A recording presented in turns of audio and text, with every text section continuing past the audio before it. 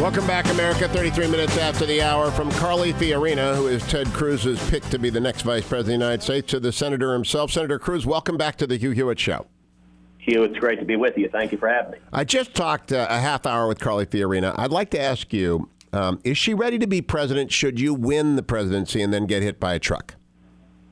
Well, I believe she is, and I'll tell you that was the most important consideration. You know, when you're running for president, I think the most serious and solemn decision you make is assessing who should be the vice presidential nominee, who's in the position to step in and lead the country and honor the promises that were made to the people and defend the Constitution and most importantly, be commander-in-chief and keep this country safe from the threats we face across the globe. Walk us through, if you will, Senator Cruz, your decision-making, which has been criticized by some, applauded by others, and your timing on the Fiorina selection. Well, sure. We began some time ago. I think any serious candidate for president has to be well into the process by now. We're less than 100 days away from the convention. We began with an extended list of just over 40 people that we compiled that were plausible candidates to consider for VP, and we spent some time assessing that list. We narrowed it to a smaller list of what was 17 candidates, and began vetting those candidates based on just the public records, and from there narrowed it to a smaller list of what was 5 candidates. And then at the end, I'll tell you that the process was really quite straightforward. I mean, what I was looking for most critically were 3 characteristics: knowledge, judgment, and character. Knowledge, I think Carly has in abundance. She has had an extraordinary business career. I mean, she began as a secretary and rose the corporate ladder to become the CEO of the largest technology company in the world and the first woman CEO of a Fortune 20 company in history. I wanted someone who understands how the economy works, who understands where jobs come from, that they don't come from government. You know, there are a lot of politicians, both Democrats and, sadly, on the Republican side, Donald Trump, who think that government is responsible for creating jobs, that Washington is the solution. I wanted someone who understands that the way you create jobs is taking the burden of Washington off of the private sector, off of small businesses, that jobs don't come from lobbyists in Washington currying favor. They come from reducing taxes, reducing regulations on small businesses. And also knowledge of the world, knowledge and understanding of the threats facing the world. I think Carly has that in abundance. Senator Cruz, Donald Trump will have to name a vice presidential running mate before the convention. Do you believe that Carly Fiorina and that yet-to-be-named running mate ought to debate before the first ballot is taken? Look, I think that would be very appropriate. But, Donald himself is not willing to debate. It's now been 49 days since the last Republican debate. This is unprecedented. And 49 days, the Democrats have debated.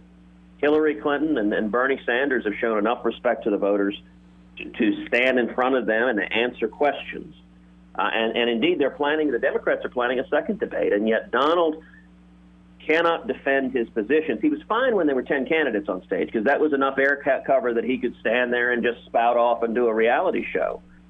But this is now effectively a 2-person debate, and Indiana is voting on Tuesday. I think the people of Indiana deserve to see a debate, and in particular on foreign policy. Hugh, you spent a lot of time on foreign policy, on national security. Donald gave a speech this week that number one, I think was written by Washington lobbyists. I'm not sure Donald knew anything that was in it. But number two, even what he expressed, I think his foreign policy is profoundly naive and dangerous. And we ought to have a debate getting into foreign policy, explaining why he thinks America should withdraw from NATO, why he thinks that's a good idea, explaining why he thinks America should reduce our aid to Israel, as he's called for, and make Israel pay for it big time, explaining why he agrees with Hillary Clinton that we should leave the Iran nuclear deal in place and just enforce it vigorously. I mean, that's such a profoundly naive view. We need to have a debate on that. But, I will say, Hugh, you asked about vice presidential, Donald's vice presidential nominee. If you look to the records, I actually think if Hillary were to name a vice presidential nominee, Donald Trump would be an awfully good candidate because they agree on issue after issue, whether it's Israel, whether it's Iran, whether it's taxpayer funding for Planned Parenthood, whether it's allowing grown men to go into little girls' bathrooms. Donald and Hillary agree over and over again. But, yesterday we saw another very good choice for Donald Trump, which would be John Boehner. Yesterday John Boehner went out of his way to say some terribly kind things about me, calling me Lucifer in the flesh, which I'll give him credit for imagery. And at the same time, to praise Trump, saying Trump was his texting buddy, his golfing buddy. And, Hillary and John Boehner and Donald Trump, they are Washington. They are the system. So maybe the ticket we're going to look at is Trump-Boehner. Here's the Washington establishment on steroids. Senator Cruz, I found those comments by the former speaker to be despicable, and I said so. Carly Fiorina agreed with me. I do, though, wonder, what is the root of that bitterness? He directs his criticism at you and the Freedom Caucus, not at the President of the United States, not at Nancy Pelosi, but at conservatives elected to do what you did. It's because the big government Washington establishment, it's one party. It's not two. It is not.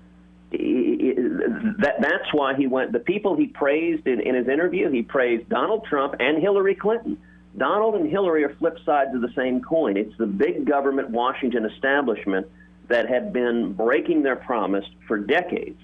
And, look, the interesting thing about Boehner's comments is I don't know the man. I've met him, 2-3 times in my life. If I've said 50 words to him in my entire life, I would be astonished. And all of them have been, just empty pleasantries. So it's not based on any interactions he and I have ever had, because I don't know the man. Unlike Donald, who's texting buddies with him, I don't have John Boehner's cell phone, and I'm not particularly interested in having the number. Now, what he's mad at is not anything I've ever said to him, because I've never had the opportunity to say anything to him. What he's mad at is that in my time in the Senate, every day I've tried to honor the commitments I made to the people who elected me. I promised the people who elected me, if I'm elected, I will fight to repeal Obamacare. I'll fight to stop the debt that's bankrupting our kids and grandkids, and I will fight to stop amnesty with all my heart. I did exactly that, and the reason Boehner's angry is that when I honored the commitments that I made to the voters, that a lot of House conservatives, the Freedom Caucus, they stood up and did the same thing. And Boehner's angry at the people. He's angry at being held accountable. Look, he lost his job as Speaker because conservatives rose up and said, stop selling us down the river. Stop agreeing with Barack Obama and giving in to everything. Fight on something. And so Boehner's rage is really a rage directed at the people and at being held accountable by the people. And so when he calls me Lucifer, he's really calling the American people that because he didn't like the accountability. And it cost him his job. Senator, yesterday, Ross Douthat in the New York Times wrote a very interesting column. I don't know if you've had a chance to see it yesterday, but he points out 300 million Americans, 125 million will vote. Donald Trump has won about 10 million votes. I'm not sure what your vote total is. He's won more votes than you. Nevertheless, Douthat argues that in this primary electorate, the Trump support seems unwilling to accept evidence that Donald Trump cannot win in the fall, that they reject that evidence as biased, that he will put New York and Michigan into play. In fact, Corey Lewandowski yesterday said he would win Massachusetts. Others say Pennsylvania. What do you make about those arguments, and what do you make about Douthat's assumption regarding their unwillingness to deal with what the media puts out as facts? Well, look, I didn't read that particular column, but I can tell you on the merits that the Trump campaign operates in a fact-free environment. They're utterly divorced from reality. The numbers are clear. If Trump is the nominee, Hillary wins, and she wins by double digits. He gets obliterated. Donald Trump right now is losing the state of Utah. Utah, as you know, may well be the reddest state in the union. If a Republican cannot carry the most conservative state in the union, we're looking at a Walter Mondale level blowout. I will note in contrast, if I'm the nominee, we win. We carry key swing states. We carry independents. Right now, I'm beating Hillary Clinton with young people by double digits. But let me tell you the even more broad point than just electability. It is stunning how many issues Donald Trump and Hillary Clinton agree on. If you're a social conservative, it should bother you that Donald Trump and Hillary Clinton both agree on taxpayer funding for Planned Parenthood, and both of them think Planned Parenthood is wonderful. That's their word.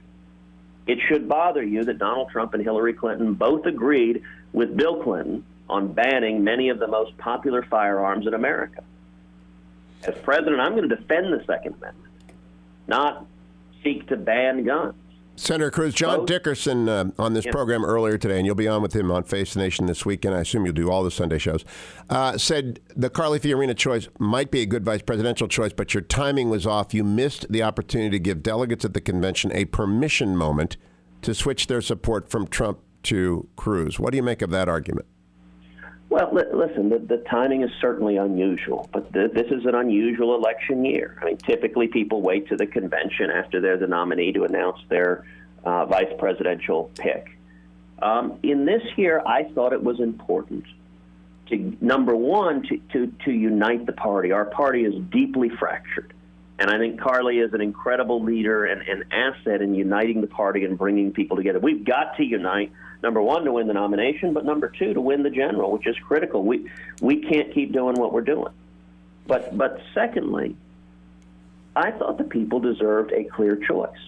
If we end up in November giving the people a choice between two rich New York big government liberals, both of whom support Planned Parenthood, neither one of which supports Israel, both of which want to keep the Iranian nuclear deal in place, both of which support raising taxes, the Obamacare individual mandate, and allowing those who are illegal aliens to become U.S. citizens, although Donald would fly them back to their home country first, but then he says they can come back in as citizens. If we nominate two Washington insiders like Donald Trump and Hillary Clinton, I think the Republican Party will have failed the American people badly by not giving them any meaningful choice whatsoever. Either way, the country continues on the path it is in. We're crushed in debt. We don't have economic growth. And radical Islamic terrorism will continue to rise. Last question, and I Senator. want to provide a clear contrast between Carly and me on the one side, running a positive, optimistic, forward-looking conservative campaign based on real policy solutions to the problems facing this country, versus Donald Trump and Hillary Clinton on the other side, who are big government liberals, who are Washington insiders, both of whom have gotten rich buying and selling influence in Washington. I want to get Washington out of our lives, not keep growing it to make Donald Trump or Hillary Clinton richer than they are today. Last question, Senator Cruz, and we only have a minute. You know the constitutional argument against states requiring delegates be bound, that they ought not to be interfering with the private associational aspects of a constitution. Do you oppose rules changes in the rules that govern the convention in 2012 aimed to remedy that or other issues? Look, I think we have rules in place. We need to honor the rules and follow the democratic process. I will note that, this past week, Donald had a good week. He won New York, and then the states adjoining New York, he won at home. But prior to that, for 3 weeks in a row, I won 5 states in a row with big landslides: Utah, North Dakota, Wisconsin, Colorado, Wyoming. But Senator, we're out of time. People voted. If the Rules Committee wants to change the rules, would you stand in their way? I don't think we should be changing the rules, but let me encourage your listeners, go to cruzcarly.com, and if you're in Indiana, join us at a rally or town hall. Would love to see you. Thank you, Senator Cruz. I'll be right back, America. Hi, this is Hugh Hewitt. Thank you for stopping by my YouTube channel. Click right here to watch previous ones that you may not have seen, and click right here to subscribe to get all of them. And this is what you really need to do, is click right here to subscribe. Thanks for coming by. Don't miss a minute of any of the Hugh Hewitt YouTubes.